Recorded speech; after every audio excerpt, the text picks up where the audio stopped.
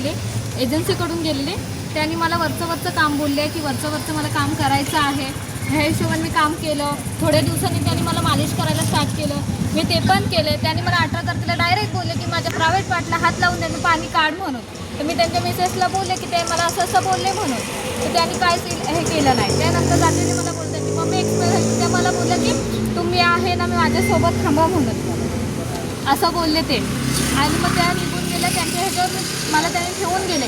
24 तारखेला त्यांनी मला जबरदस्ती करण्याचा प्रयत्न केलं. त्यांच्या घरी कामाला आले. ते मला डायरेक्ट बोलले की आज माझं पाणी काढ म्हणून प्रायव्हेट पार्टचं. तर मी नाही केलं. तर आमच्या इथे एक बाई आलेली भांडी घासायला. तिच्या बेडरूम लॉक केलं. मला बोलते की तू काय करू नको, ओरडू वगैरे नको. मला जबरदस्ती करण्याचा प्रयत्न केलं.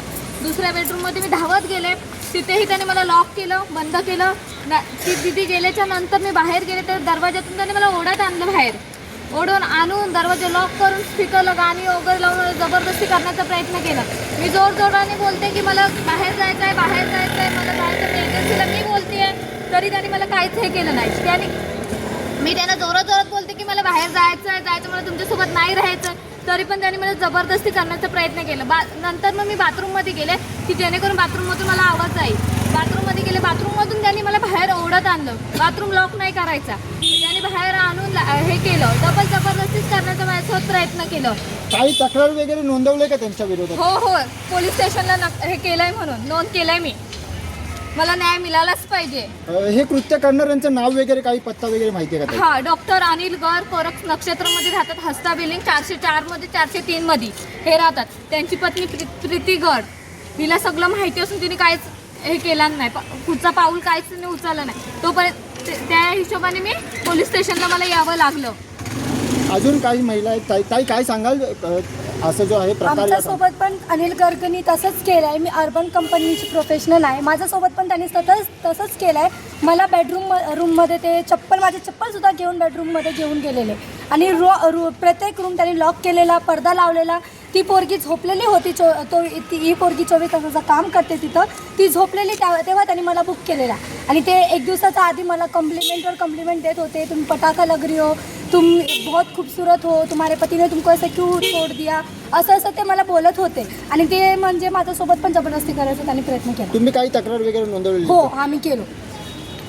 काही अजून ताई आहेत का? मी साक्षीदार आहे. जेव्हा मी तिथंच होती तेव्हा त्यांनी हिला बुक केलं. आणि जेव्हा दुसऱ्या दिवशी हे प्रकरण हिच्यासोबत घडलं ना, मी खालीच होती. मग ती रडत आली व तेव्हा आम्ही सर्वांनी एकजुट्टे हो. काय काम करायचे ताई तुम्ही तिकडे?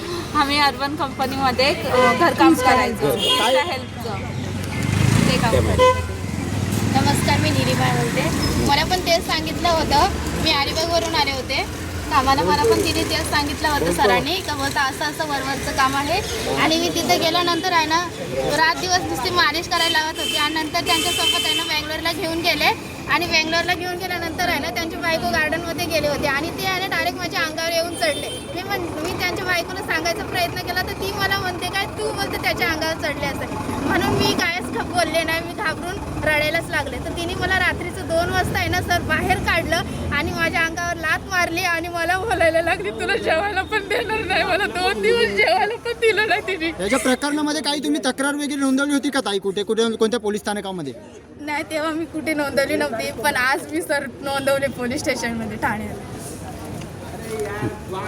ताई तुम्ही त्या एजन्सीमध्ये जे काम करतायत त्या एजन्सीवाल्यांना काही तुम्ही ह्याच्याबद्दल जे काही ते माहिती वगैरे दिली होती का? हो एजन्सीला मी आदल्या दिवशी मी फोन केला एजन्सीला बोलले की असं एजन्सी मला बोलली निघ. त्याच रात्री माझ्यासोबत हे झालं त्याच्यावर मी स्वतःहून निघाले. त्या एजन्सीने काही कारवाई वगैरे केली का? त्या म्हणजे आता जर ती एजन्सी आहे ती एजन्सीने काही त्यांना जी आहे ती काही हे केलं का? तक्रार त्यांच्या विरोधात काही तक्रार नाही. दुसऱ्या दिवशी एजन्सीला मी रेकॉर्ड पाठवता एजन्सीने मला फोन केला आणि मला बोलते बघ तुला आम्ही काढायला सांगितलं आम्ही तुला काढलं. तुझा पेमेंट होतं आम्ही तुझा पेमेंट दिला. त्याच्यानंतर तुझा आणि आमचं कॉन्टॅक्ट संपलं. जे बोलायचं होतं ते त्यांना मी बोलून झाले. आता तुला कंप्लेंट करायची तू बिंदास कंप्लेंट कर. आणि कंप्लेंट करून मी एजन्सीला दुपारी 2-2:30च्या आसपास एजन्सीला मी फोन केला 3-3:30च्या. एजन्सीने माझा फोनही रिसिव्ह नाही केला आणि अजूनपर्यंत एजन्सीचा मला फोन नाही आलाय. जेव्हा मी कंप्लेंट केली त्याच्यानंतर मला सरांनी सांगितलं की एजन्सीला कॉल कर. एजन्सीला मी फोन केला. एजन्सी मला आलीच नाही. अजूनपर्यंत एजन्सीने मला फोन केला नाही. ताई तुम्हाला असं वाटतंय का पत्नी सहकार्य करते डॉक्टर? हो सर. पण शिक्षा दिलं पाहिजे, कारण की ती पण एक स्त्री आहे. ती पण एक स्त्री आहे. तिला सगळं माहिती आहे. माहिती असल्यावर पण ती असं करते, तर त्याला शिक्षा दिली पाहिजे. काही महिला आयोगाची वगैरे भेट घेणार आहात का तुम्ही? हो आम्हाला गरज महिला पाहिजे. आयोगाकडे काही न्याय मागणार आहात का? हो मागणार. आपल्याशी समाजसेवक संगम डोंगरे जोडले गेलेले आहेत.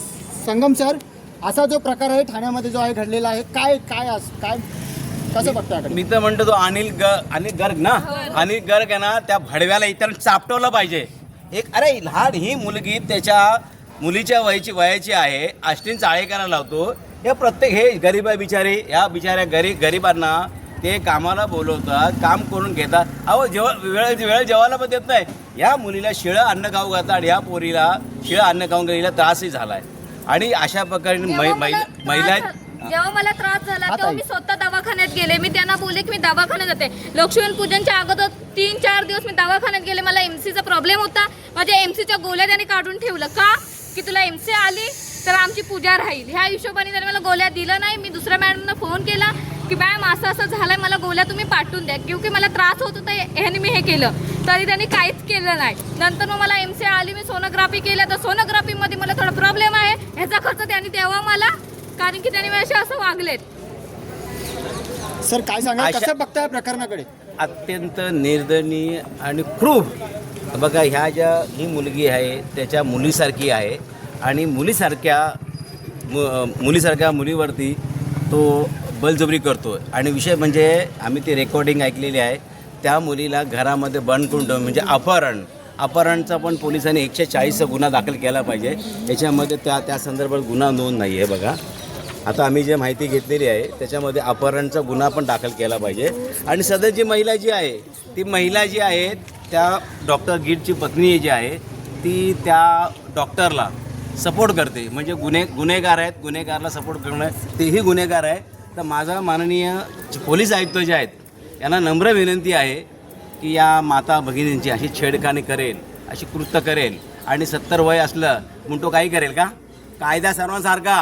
मी तर म्हणतो मला आज छत्रपती शासन पाहिजे होतं. चौरंग केलं, चौरंग. कारण 2-4 लोकांनी चौरंग केल्याशिवाय ना हे जे भडवे आहेत ना सुधारणार नाही. आणि अशा प्रकारे ह्या गरीब ज्या महिला ज्या आहेत बिचारी मोलमजुरी हातावरती काम करतात, यांच्याशी असे घाणेरडं कृत्य करेल ना तर यांना साल्यात चोपत दिलं पाहिजे. मी माननीय जे इथं सिनियर जे आहेत त्यांच्याशी बोललो की साहेब तुम्ही अटक करा. तर साहेब म्हणता की आमचा तपासाचा भाग आहे. अरे मग काय तपासा भाग?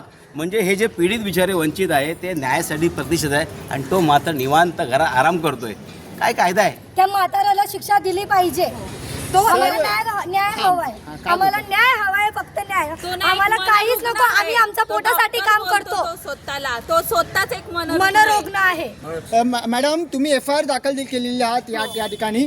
आरोपीला काही अटक वगैरे करण्यात आली? काहीच करू दिलं नाही. ह्या पोलिसांनी काहीच करू दिलं नाही. 11 वाजल्यापासून आम्ही इथंच आहे. तो कधीच गेला, आम्ही थांबला नाही. तो कधीच गेला. आम्ही 11 वाजेपर्यंत सकाळी 11ला आलो आणि आता मला पोलीस संशय नाही आहे. पण पोलिसांनी जे 11 वाजताची घटना घडलेली आहे आजपर्यंत 6 वाजले, पण 6 वाजेपर्यंत ती जी FIR दाखल करण्यासाठी उशीर केला. आणि काही जी कलमं जी आहेत ती लावायला पाहिजे होते. म्हणजे या महिलांना जबरदस्त कोंडून घरात ठेवणं म्हणजे अपहरणाचा गुन्हा पण दाखवला पाहिजे. महिला दाखवला पाहिजे. आम्हाला माहिती आहे पोलीस सहकार्य करतील. सगळ्यात मोठी गोष्ट म्हणजे काय बोलतो? पोलीस आयुक्तांना काय आत्ताच आम्ही संगमजी आणि प्रमिलाताई मांगे मॅडम, आमचे भूषण सर्व या ठिकाणी सिनियर साहेबांच्या भेटलो तेव्हा आम्ही त्यांना एक मुद्दा आवर्जून मांडला की आरोपी पोलीस स्टेशनच्या आवारामध्ये येतो, तुम्ही त्याला घेऊन येता. आरोपी या ठिकाणी आले होते का? आरोपी फिर्यादीशी सेटलमेंटची वार्ता करतो. याचा अर्थ काय? खरं बघायला गेलं तर त्या मुद्द्यावर सुद्धा गुन्हा दाखल झाला पाहिजे आणि तो गुन्हा दाखल होत नाही. इथे फिर्यादी सकाळपासून बसलेत आणि आरोपी कोरस टॉवर मध्ये झोपलाय, AC मध्ये बसलेला आहे.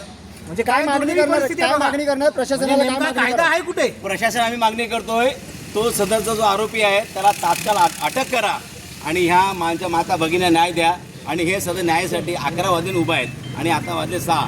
आरोपी येऊन जातो यांना सोडतायत. हा कुठला न्याय आहे? तर पोलिसांनी त्या आरोपीला तात्काळ अटक केलं पाहिजे. न्याय द्या, अजून काहीच नको. आम्ही आमच्या पोटासाठी काम करतो. प्लीज आम्हाला न्याय द्या.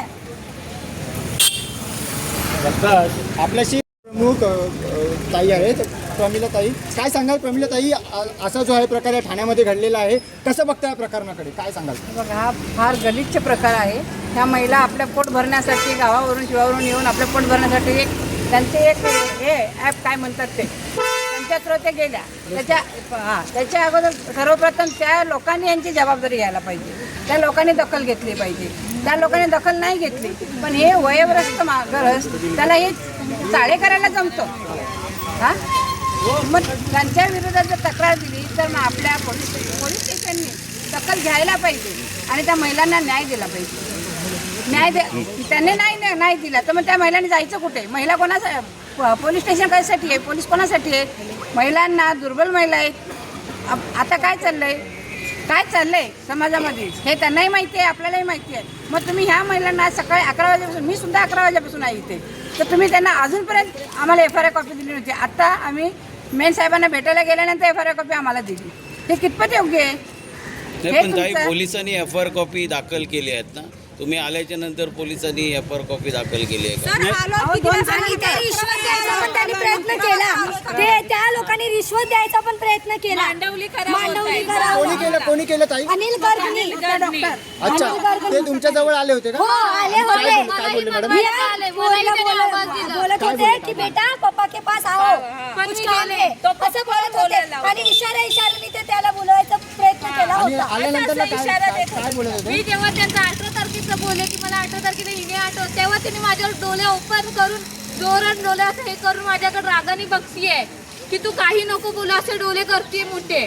पोलीस स्टेशनमध्ये जेवढी शिक्षा अनिल गर्गला होणार आहे ना, तेवढी शिक्षा त्याच्या बायकोला व्हायला पाहिजे. ज्यावेळेस ह्या मुली जात होत्या, शिळं अन्न ती देत होती त्यांना, शिळं अन्न देऊन ह्या मुली रात्री झोपल्या, 12 वाजता झोपवायची, 7 नाही वाजले तर उठवायची, ते पण लाथेनी. हा कोणता कायदा? हा आम्ही कामासाठी जातो ना, मग लाथेने उठवायचं हिचं नाही. हिला ना तिथे लाथेने तुडवायची आम्हाला, बस एवढी आमची मागणी आहे. काही बचत गट वगैरे काही माहिती वगैरे दिली का या संदर्भात? अजिबात नाही, अजिबात नाही. सर काय सांगाल? डोंगरे साहेब, तुम्ही याच्यावर वाचा फोडली, FIR दाखल झालं, तपास होऊन व्हावा अशी तुमची इच्छा आहे. जिथं जिथं तुम्ही अन्यायावर वाचा फोडताय तिथं तपास योग्य मार्गाने होतोय. नक्कीच. आता मी काय म्हणतो, आता का हा दुसरा तपासा भाग असा पण आहे का की आता ह्या ज्या एजन्सी ज्या आहेत, ऐकलं का, पोलिसांनी ह्या एजन्सीवर चौकशी केलं. आता अनेक ज्या महिला ज्या गायब होत आहेत त्याच्या मागे एजन्सी आहेत का? आता हे काही एजन्सी ज्या आहेत त्या एजन्सी आडमध्ये या महिलांचे शोषण करतायत का? हाही तपासा भाग आहे. मला पोलिसांना नम्र विनंती करायची आहे की ह्या ज्या यंत्रणा ज्या आहेत, या महिलांच्या ज्या जॉबला लावतात यांची चौकशी व्हायला पाहिजे. आणि आता ज्या महिला ज्या गायब झाल्यात तर यांच्या एजन्सी कामाला होत्या, त्या गायब झाल्या का? हाही तपास करावा. धन्यवाद. महिला ज्या आहेत त्या सकाळी 11 वाजल्यापासून ज्या आहेत त्या वर्तकनगर पोलीस स्टेशन स्थानकाबाहेर ज्या आहेत त्या उभ्या आहेत आणि त्यांना जो आहे त्यांची FIR ची कॉपी जी आहे ती आत्ता जी आहे ती या टायमाला जी दिलेली आहे. आम्हाला मिळालंच पाहिजे. आम्हाला मिळालंच पाहिजे. आम्हाला मिळालंच पाहिजे. अरे कोण म्हणतं देणार नाही? कोण म्हणतं देणार नाही? अरे न्याय आम्हाला मिळालंच पाहिजे. आता या महिला बहिणींना जो आहे तो न्याय मिळेल का, असा सवाल देखील या ठिकाणी जो आहे तो उपस्थित होतो. MS04 मीडिया ठाणे, आवाज अन्यायाविरोधाचा.